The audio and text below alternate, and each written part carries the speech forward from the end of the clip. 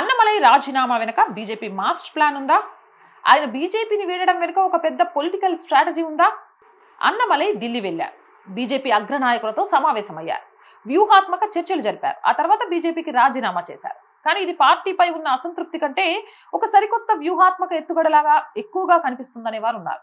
ఒకసారి దక్షిణాది రాష్ట్రాలను గమనిస్తే కర్ణాటక వచ్చే ఏడాది అక్కడ బీజేపీ ప్రభుత్వం ఏర్పాటు చేసే అవకాశాలు స్పష్టంగా కనిపిస్తున్నాయి. ఇక ఆంధ్రప్రదేశ్, ఇక్కడ బీజేపీ ఇప్పటికే టీడీపీ కూటమితో కలిసి అధికారంలో ఉంది. ఇక తెలంగాణ, వచ్చే ఎన్నికల్లో బీజేపీ ప్రధాన ప్రతిపక్షంగా అవతరించబోతోంది. ఏదైనా అద్భుతం జరిగితే ప్రభుత్వం కూడా ఏర్పాటు చేయొచ్చు.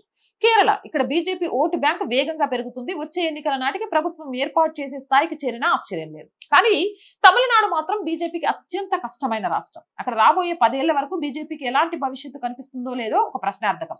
ఎందుకంటే అక్కడ కేవలం ద్రవిడ రాజకీయం మాత్రమే సక్సెస్ కాగలదు. ఒకవేళ బీజేపీ కనుక ఆ ద్రవిడ రాజకీయాల వైపు వెళ్తే ఉత్తర భారతదేశంలో దానికి ఇబ్బందులు ఎదురవుతాయి. అందుకే ఒక విజయ్ జోసెఫ్ మొదటి ప్రయత్నంలోనే అక్కడ అంతటి ప్రభావాన్ని చూపించగలిగినప్పుడు మరొకరు ఎందుకు నిలబడలేరు? అన్నమలై రూపంలో బీజేపీ బహుశా తమిళనాడులో సరికొత్త జోసెఫ్ విజయ్ లాంటి మాస్ లీడర్ ని నిలబెట్టాలని చూస్తోంది.